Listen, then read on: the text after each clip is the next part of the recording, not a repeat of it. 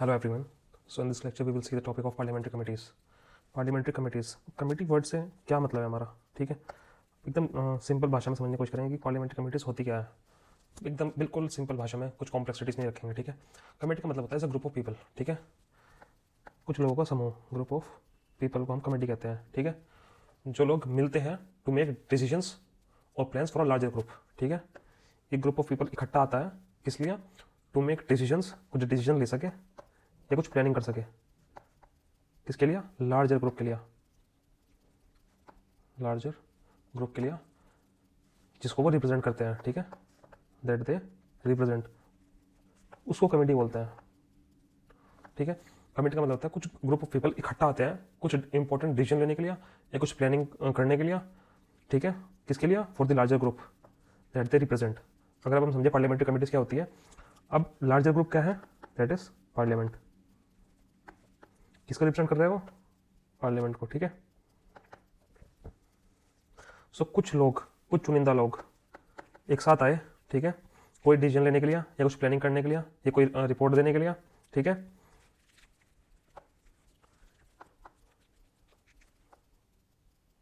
पूरा larger group that they represent.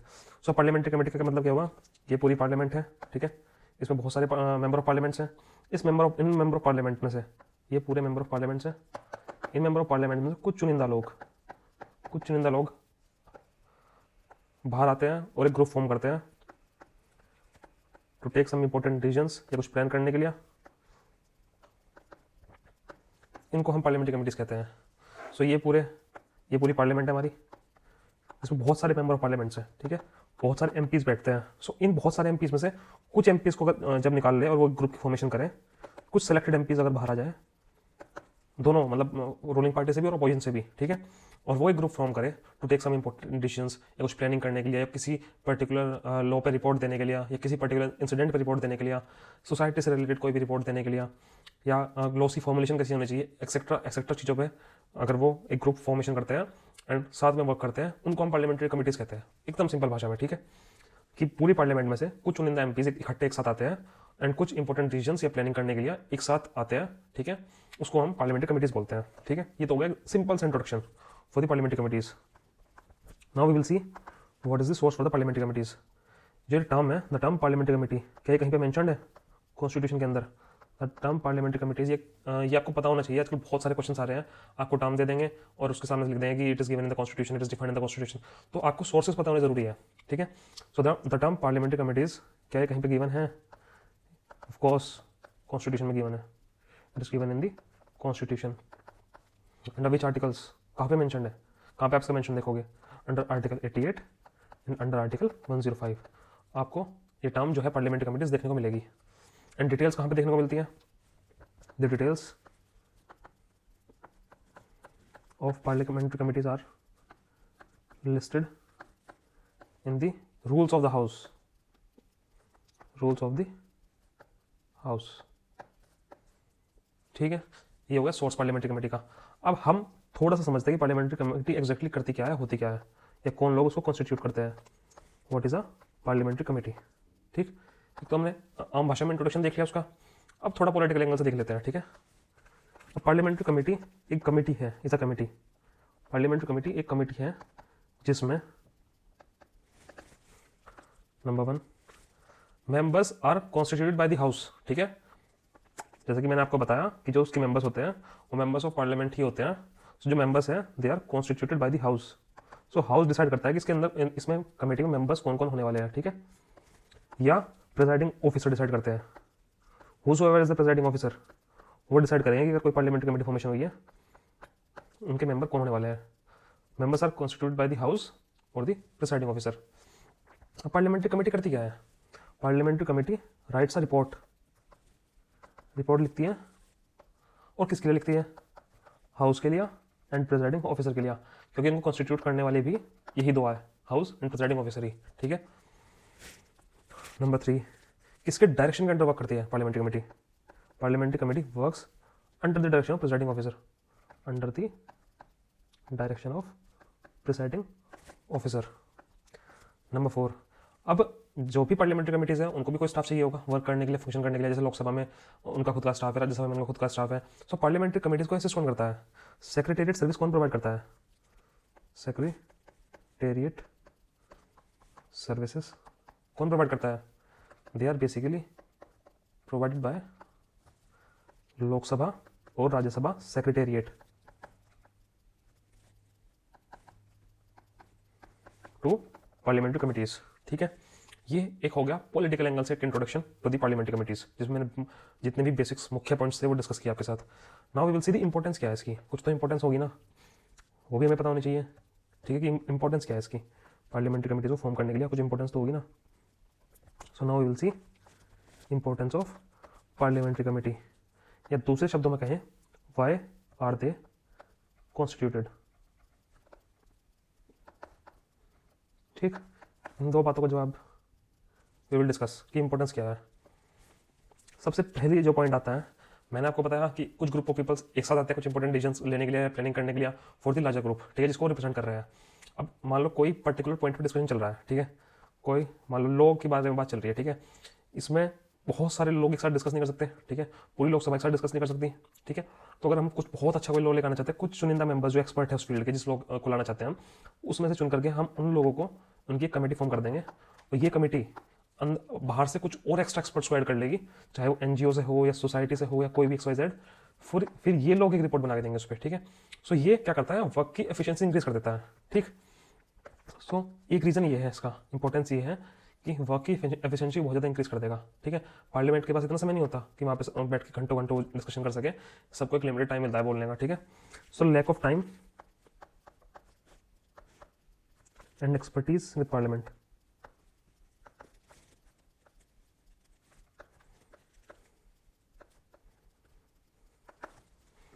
अब parliament कितने दिन वर्क करती है साल में? Parliament works hardly 60 to 70 days in a year. ठीक है, 60 से 70 दिन तक पार्लियामेंट वर्क करती है। लेकिन पार्लियामेंट्री कमिटीज वहाँ पर अगर आप देखोगे, they works throughout the year. उनके ऊपर कोई समय की बाधा नहीं है, वो पूरे साल काम करते हैं बैकग्राउंड में। ठीक है, सो अब पार्लियामेंट में जैसे कि मैंने आपको बताया उतना समय नहीं होता कि हर एक मेंबर ऑफ पार्लियामेंट अपना पॉइंट रख सके एंड सब कुछ हो सके। तो उसके लिए ये काम जब पार्लियामेंट्री कमिटीज करती है तो बहुत एफिशिएंटली करती है। एंड पार्लियामेंट का जो वर्किंग टाइम स्पेन है 60 to 70 डेज हार्डली, लेकिन parliamentary committee they can work throughout the year. So बहुत एफिशिएंसी के साथ, बहुत डिटेल के साथ वो अपना काम कर सकते हैं। ठीक है, so this is one of the importance of the parliamentary committee. Now other क्या पर्सपेक्टिव हो सकता है for the importance of parliamentary committee? So the working of parliament is basically rigid and rule bound. ठीक है, जो parliament में जितना भी काम होता है, जितनी भी चीज़ें होती है, वो बहुत ज़्यादा रिजिड है एंड वो हर एक चीज़ रूल से बंधी हुई है। ठीक है, हर एक चीज़ के लिए रूल है। आपको मोशन पास करना है, आपको रेजोल्यूशन पास कराना है, आपको बोलना है। ठीक है, आपको बोलने के लिए इवन आपको हर बार प्रेसिडिंग ऑफिसर की परमिशन लेनी पड़ती है। आप डायरेक्टली अपना कोई भी पॉइंट नहीं रख सकते ऐसे। So through the presiding officer आप अपना पॉइंट रख पाते हो। ठीक है, लेकिन but the rules of the house do not apply to parliamentary committees, therefore these parliamentary committees are completely flexible. So आप ये पॉइंट लिखिए, procedure of parliament is rigid and rule bound। so जो प्रोसीजर है parliament का वो बहुत rigid है and rule bound है, but rules of the house do not apply to parliamentary committee and anti defection law is also not applicable, is also not applicable to parliamentary committee, therefore we can say that parliamentary committee is flexible। so ये एक और importance है parliamentary committee की कि वो ना तो rigid है ना रूल बाउंड है। ठीक है, and rules of house do not apply to parliamentary committee and anti-defection law is also not applicable to parliamentary committees, so therefore we can say that parliamentary committees are completely flexible। Moving ahead, parliamentary committees invites public opinion। so ये एक बहुत महत्वपूर्ण and important point है for the formation of parliamentary committees, public opinion. So parliamentary committees जब भी किसी भी XYZ चीज़ पे वर्क कर रही है, कोई भी लॉ हो, रिपोर्ट हो, किसी भी चीज़ पे, सबसे इंपॉर्टेंट चीज़ है कि वो पब्लिक ओपिनियन जरूर लेते हैं। ठीक है, एंड आप ये सोचो कि पब्लिक ओपिनियन लेते कैसे हैं वो लोग। You can write through NGOs. NGOs एक बहुत इंपॉर्टेंट रोल प्ले करते हैं इन चीज़ों में। ठीक है, जितने भी प्रमुख एनजीओज हैं दे उनसे कांटेक्ट करके ग्राउंड रियलिटी का जायजा लेते हैं, ठीक है। सो जितने भी मुख्य एनजीओज हैं वो पार्टिसिपेट करेंगे। Civil society organisation and various stakeholders. So यहाँ से पार्लियामेंट्री कमिटीज पब्लिक ओपिनियन को एक्सेप्ट करती है एंड उससे according to all the stakes of the stakeholders and by seeing the ground reality, by knowing the actual facts, they give out their report. So बहुत ही मतलब अगर उनकी report देखोगे आप, बहुत ही सेंसिबल रिपोर्टिंग होती है and to the point reporting होती है। जो एक्चुअल रियलिटी है वो आपको पार्लियामेंट्री कमिटीज की रिपोर्ट्स में जरूर देखने को मिलेगी। सो बहुत एफिशिएंट रिपोर्ट्स आती है पार्लियामेंट्री कमिटीज की। Now parliamentary committees also acts as an cooling chamber. इसका क्या मतलब हुआ? कूलिंग चेंबर से यहाँ पे क्या मतलब है? थिंक अबाउट इट कि कूलिंग चेंबर से यहाँ पे क्या मतलब है। इसका मतलब है कि जब पार्लियामेंट्री कमिटीज कोई भी बिल लेकर आती है, रिपोर्ट लेकर आती है, they basically represents a bill in everyone's interest, ठीक है। वो कुछ लोगों को अपीज करने के लिए पार्लियामेंट्री कमिटीज कभी काम नहीं करती, ठीक है, कि चंद लोगों को अपीज करने के लिए वो कोई बिल ले आएंगे, कोई लॉ ले आएंगे। जब भी वो कोई बिल को प्रेजेंट करेंगे तो सबके हक में होगा, ठीक है। लेकिन जब भी गवर्नमेंट कोई बिल लेकर आती है वो रिप्रेजेंट करता है will of the government in which government fulfils some populist agendas, ठीक है। मान लो फॉर एग्जाम्पल अगर मैं कहूँ कि गवर्नमेंट ने कुछ भी वादा किया, ठीक है, किसी से भी मैनिफेस्टो में अपने चुनाव से पहले। सो कई बार बहुत जो पॉपुलिस्ट एजेंडाज होते हैं जहाँ पे उनको पता है कि उनके वोट बैंक को अपीज करने के लिए ये बिल उनको लाना चाहिए और उससे उनका वोट बैंक बहुत मजबूत होता है, तो जरूर गवर्नमेंट बहुत सारे लॉज ऐसे पॉपुलिस्ट एजेंडाज पे लेकर आते हैं।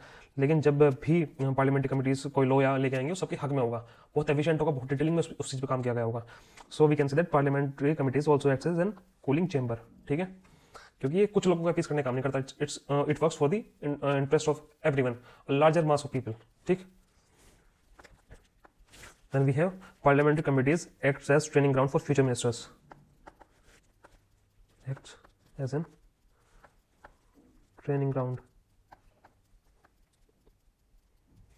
for future ministers. अब होता क्या है कि बहुत सारे यंग मेंबर ऑफ पार्लियामेंट भी होते हैं पार्लियामेंट के अंदर। सो पार्लियामेंटेरियंस होते हैं जो बहुत यंग है। सो उनको बहुत अच्छा एक्सपीरियंस मिलता है पार्लियामेंट्री कमिटीज़ में फंक्शन करने के बाद, क्योंकि हर कोई तो मिनिस्टर नहीं बन सकता, ठीक है। कुछ limited number of member of parliament can be a minister, so they can be cabinet minister या कोई अन्य चार्ज के साथ वो मिनिस्टर बन सकते हैं, लेकिन हर कोई नहीं बन सकता। सो जो भी एक मतलब अगर उनको आइडिया लेना है फिर या फंक्शनिंग को समझना है, ठीक है, पार्लियामेंट की, या खुद को बहुत ज़्यादा ट्रेन करना है आगे चल के कि किस तरह से लॉ बनाया जाता है, किस तरह से उसके ऊपर डिटेलिंग में काम किया जाता है, वो सब पार्लियामेंट्री कमिटीज में जब आते हैं। सो वो पार्लियामेंट्री कमिटीज उनके लिए ट्रेनिंग ग्राउंड की तरह काम करती हैं, ठीक है। सो यहाँ पर बहुत कुछ सीखने को मिलता है। Now we will see classification of parliamentary committees.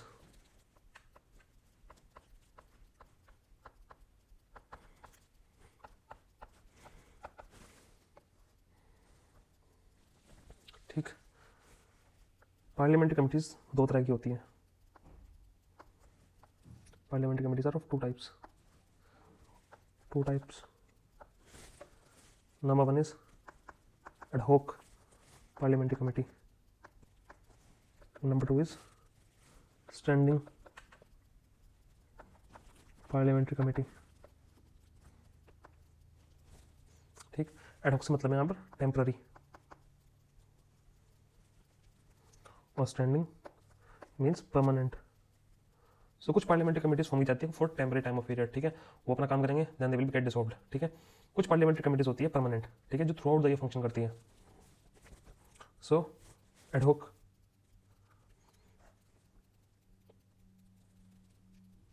And जो स्टैंडिंग पार्लियामेंट्री कमिटीज होती हैं जिनको हम परमानेंट पार्लियामेंट्री कमिटीज भी बोलते हैं, उनकी टर्म मोस्टली 1 ईयर की होती है, ठीक है, गो टर्म ऑफ 1 ईयर। अब ये स्टैंडिंग पार्लियामेंट्री कमिटीज भी दो तरह की होती है।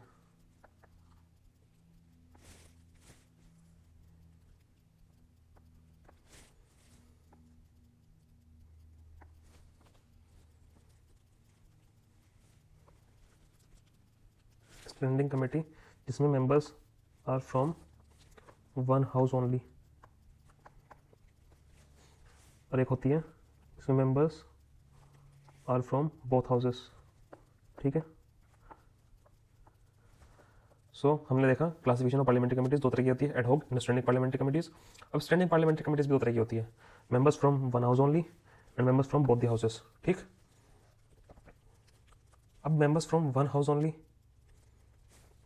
इसको थोड़ा एक्सप्लेन करना है, लेकिन जहाँ का मैं यहाँ पर, तो आप अपने नोट्स में जब इसको बनाओगे पूरे चार्ट को, तो पहले मैं बना लूँगा तभी बनाना, अदरवाइज बहुत कंफ्यूजिंग हो जाएगा आप लोगों के लिए।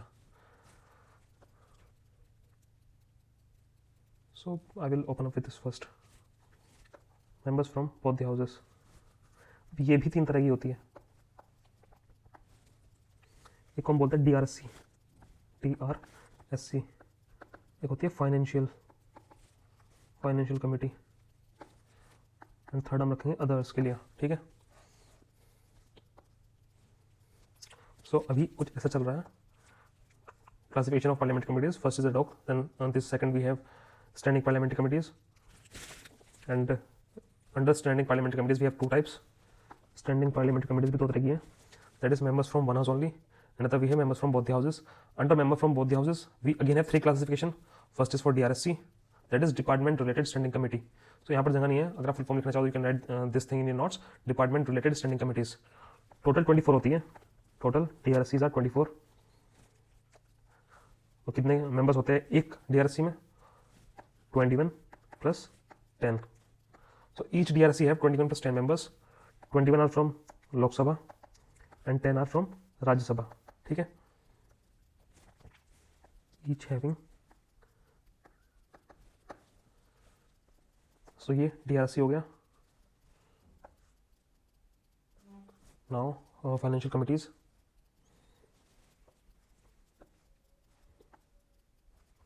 number one is public account committee। कितने मेंबर्स होते हैं? Public account committee has 15 plus 7,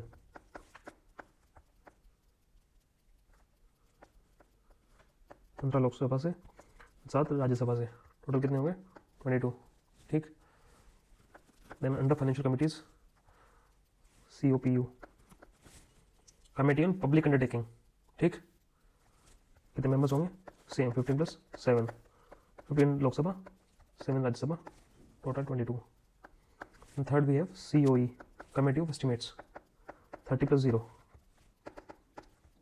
30 from Lok Sabha, 0 from Rajya Sabha। ठीक है, these are some of the committees under financial committees, ये examples हैं उनके। ठीक है,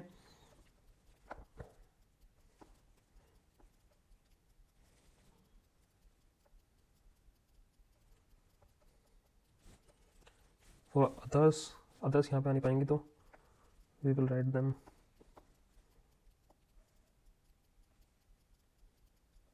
here। others, library committee, committee on empowerment of women, number 3 committee on welfare of SC and ST, and joint committee on office of profit।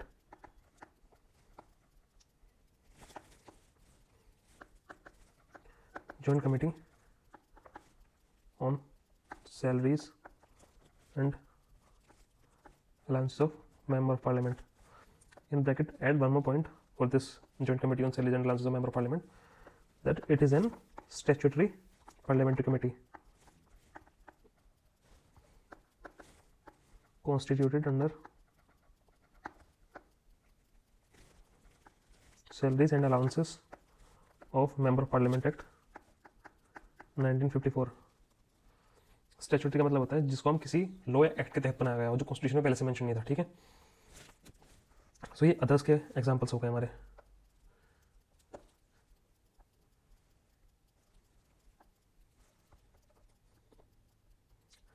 सो हमने देखा parliamentary committees की दो classification, ad hoc and standing. Standing के two types, members from one house only and members from both the houses. Under members of both the houses, we have seen 3 committees, that is DRSC, Financial Committee and others. And under DRSC, I have explained all these things. And for Financial Committees, we have seen some examples. 3 committees: Public Account Committee, Committee on Public Undertaking, and Committees on Estimates. ये कुछ examples हैं others के, ठीक। So we have covered up this members from both the houses. Now we will see members from one house only. Actually काफ़ी ज़्यादा है तो मैं थोड़ा पहले ही इसको कंप्लीट कर देता हूँ एडहॉक पार्लियामेंट्री कमिटीज़ को या टेम्पररीज के कुछ एग्जांपल्स ले लेते हैं for ad hoc. Railway convention committee, railway convention committee, एक तो ये हो गया railway convention committee. Then we have select committees on bills, then we have select committees on bills, then we have joint committees on bills, and we have joint parliamentary committee, ठीक। these are ad hoc parliamentary committees, that is railway convention committee, then we have select committees on bills। select का मतलब है यहाँ पर members are only from one house, ठीक है, one house। and joint का मतलब होता है that members are from both the houses, that is two houses, ठीक है। And what is joint parliamentary committee? Joint parliamentary committees Rahul Gandhi बहुत ज़्यादा पार्लियामेंट में कह रहे थे कि for the formation of joint parliamentary committees. Joint parliamentary committees are basically form for the investigation purposes and this parliamentary committees can call for investigation, ठीक है, किसी को भी इन्वेस्टिगेशन के लिए they can call. So they are basically for investigation purposes.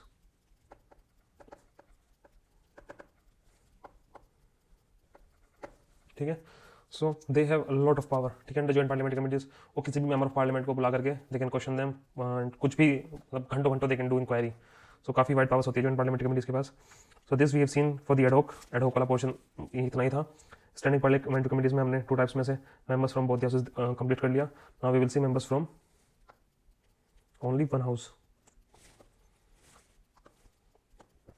सो इसमें भी दो टाइप्स हैं। Let me change the pen. Members from one house only, it also can be divided into two types. Number one is estimate committee, another is house committee, ठीक है। These are the two types. Estimates committees have 30 plus 0 members, that is 30 from Lok Sabha and 0 from Rajya Sabha. Now I will open up with house committees. House committees का काम क्या होता है? They help each house for efficient performance of day to day business, ठीक है। सो ताकि उनका day to day business अच्छे से चल सके, उस चीज़ में जो हेल्प करती है उनको हाउस कमेटीज कहते हैं। सो व्हाट कौन कौन सी हाउस कमेटीज होती है, ठीक है, we will see that. Number one is business advisory committee, business advisory committee. Then we have rules committee, then we have general purposes committee. And these about three are, ये जो तीनों हैं, they are headed by speaker और chairman. ये मैं अलग से mention कर रहा हूँ कि ये तीन जो कमिटीज हैं इनको स्पीकर या चेयरमैन ही हेड करते हैं, ठीक है। Then fourth is committees on private members bills and resolution, committees on absence of members from sitting of a house, इसमें की जरूरत ऐड कर लेना। They are formed only in Lok Sabha और in Rajya Sabha. Then we have ethics committee, then there is privilege और privileges committee. Then we have committee on petition also. Then you can see committee on government assurances.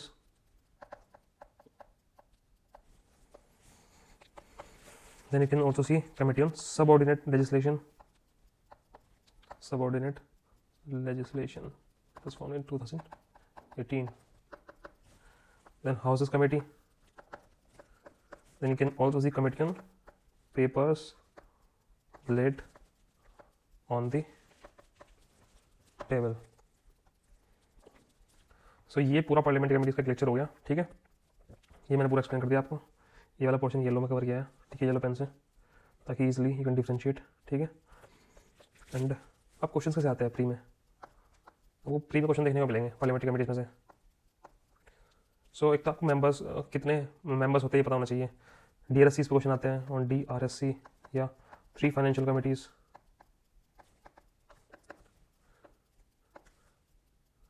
That is Committee on Estimates. Then you can see questions on PAC, Public Account Committee. Then you can also see questions on COPU, that is Committee on Public Undertaking. So ये आपको अच्छे से by heart होना चाहिए। Then do one more thing, read function of each committee from M. Lakshmikant. ठीक है, सबके function भी एक बार देख लेना for the clarity. And read the classification of house committees. Read classification of house committees, आपका ये वाला पोर्शन पूरा कवर हो जाएगा। ठीक, सो पार्लियामेंट्री कमिटीज में सिर्फ इतना ही। थैंक